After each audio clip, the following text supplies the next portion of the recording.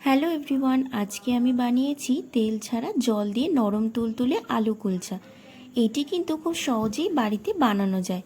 তো এটির জন্য প্রথমে আমি 4টে আলু প্রেসার কুকারে দিয়ে সেদ্ধ করে নিলাম। এরপরে একটা বাটিতে দই নিয়ে ভালো করে ফেটিয়ে নিলাম প্রথমে। এরপরে তাতে 1 চামচের মতো বেকিং পাউডার আর অর্ধেক বেকিং সোডা দিয়ে দিলাম। এটি ঠিক রাখতে হবে যে যতটা বেকিং পাউডার দেবেন তার অর্ধেক বেকিং সোডা দিতে হবে। এবার খুব ভালো করে ফেটিয়ে নিলাম। দেখতেই পাচ্ছেন দইয়ের মিশ্রণটা একটু একটু করে ফুলে উঠেছে। তো এটিকে একটা সাইডে রেখে দিলাম। এবার একটি পাত্রে ময়দা নিয়ে নিলাম। এখানে 500 গ্রামের থেকে একটু কম ময়দা আছে। তো এতে 1 চামচের মতো লবণ আর চিনি দিয়ে খুব ভালো করে প্রথমে ময়দার সাথে মিশিয়ে নিলাম। এরপরে ওই দইয়ের মিশ্রণটা দিয়ে খুব ভালো করে মাখিয়ে নিয়ে একটা নরম ডো তৈরি করে নেব। মাঝে মাঝে দরকার হলে অল্প তেল দিতে পারেন, তবে আমি এখানে একবারই তেল দিয়েছি, কারণ বেশি তেল দিলে এটা আবার খাস্তা হয়ে যেতে পারে। তো ডো আমার প্রায় তৈরি হয়ে গেছে। এবার এটিকে একটা ভেজা কাপড় দিয়ে বেশ কিছুক্ষণ ওই আধ ঘন্টা মতো চাপা দিয়ে একটা সাইডে রেখে দেব। এদিকে আলু সেদ্ধ হয়ে গেছে, তো সেটিকে একটা পাত্রে তুলে নিলাম। এবার ওই প্রেসার কুকারের গরম জলের মধ্যেই 3টে মুঠো টমেটো দিয়ে ঢাকনা বন্ধ করে রেখে দিলাম। এবার আলুর চোখা বানানোর জন্য আলুগুলোকে প্রথমে গ্রেট করে নেব। এরপরে একে একে এতে দিয়ে দেবো পেঁয়াজ কুচি, কাঁচা লঙ্কা কুচি, অল্প আদা বাটা, 1 চামচের মতো বিট লবণ, 1 চামচ লবণ, 1 চামচ ভাজা জিরে গুঁড়ো, ও হ্যাঁ, কালারের জন্য দিয়েছি 1 চামচের মতো কাশ্মীরি লঙ্কা গুঁড়ো।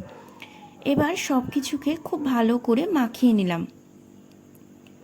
অন্যদিকে কুলচার সাথে খাওয়ার জন্য চাটনিটাও বানিয়ে নিলাম। তার জন্য একটা প্যানে অল্প তেল দিয়ে ওই 2 কোয়া মতো রসুন দিয়েছি আর দিয়েছি 2টো শুকনো লঙ্কা। এবার হালকা নাড়াচাড়া করে সেটিকে সেদ্ধ করা টমেটোর সাথে মিশিয়ে অল্প লবণ দিয়ে একটা ফাইন পেস্ট বানিয়ে নিলাম। এবার ভেজা কাপড়টা সরিয়ে দিয়ে আবারও একটু মেখে নিলাম। দেখুন ডোটা কতটা নরম হয়েছে। এবার লেচি কেটে নেব। লেচিগুলোকে একটু বড় বড় করেই কেটে নেব। আবারও সেটাকে 2 থেকে 3 মিনিটের মতো কাপড়টা দিয়ে চাপা দিয়ে রাখবো। এবার একটি করে লেচি নিয়ে বাকি লেচির ওপর কাপড় দিয়ে রাখবো, যাতে কোনো হাওয়া না ঢোকে তাতে। লেচির মধ্যে অল্প অল্প করে আলুর পুর ভরে অল্প অল্প ময়দা দিয়ে বেলে নেব। তো প্রথমে এটিকে আমি হাত দিয়ে একটু চেপে চেপে নেব।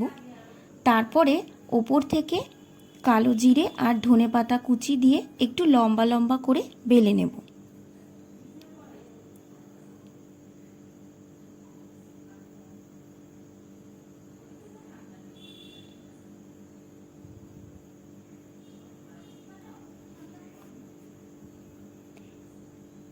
এটা আমার প্রথমবারের চেষ্টা, তাই হয়তো কতটা ভালো করে বেলতে পারছি সেটা বলতে পারবো না, কিন্তু খেতে কিন্তু একদম বিয়েবাড়ির মতনই হয়েছিল। এবার প্যানটা একটু গরম হলেই অল্প জল দিয়ে দিলাম। তাতে জল থেকে যখনই স্টিমটা বেরোতে শুরু করবে তখনই আমি বেলে রাখা কুলচাগুলো দিয়ে দিলাম।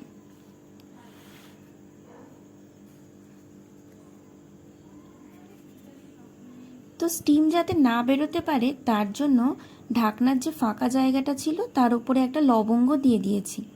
জলটা প্রায় শুকিয়ে এসেছে, দেখতেই পাচ্ছেন কতটা ফুলে উঠেছে। এবার ঢাকনা খুলে উল্টে দিলাম। আবারও কিছুক্ষণ পরে ওপর থেকে মেল্ট করা বাটারটা ব্রাশ করে দিলাম। তো এখানে বাটারের পরিবর্তে আপনারা ঘিও দিতে পারেন, দুটো খেতেই খুব ভালো লাগে। তো এপাশ ওপাশ ব্রাশ করে আমি এটাকে লো ফ্লেমে আবারও কিছুক্ষণের জন্য ভেজে নেব। ব্যাস, আমার নরম তুলতুলে আলু কুলচা একেবারেই তৈরি। এটি অবশ্যই বাড়িতে একবার বানিয়ে দেখবেন। ভিডিওটি ভালো লাগলে অবশ্যই লাইক, শেয়ার এবং সাবস্ক্রাইব করবেন আমার চ্যানেলটি। সকলকে ভিডিওটি দেখার জন্য অনেক ধন্যবাদ।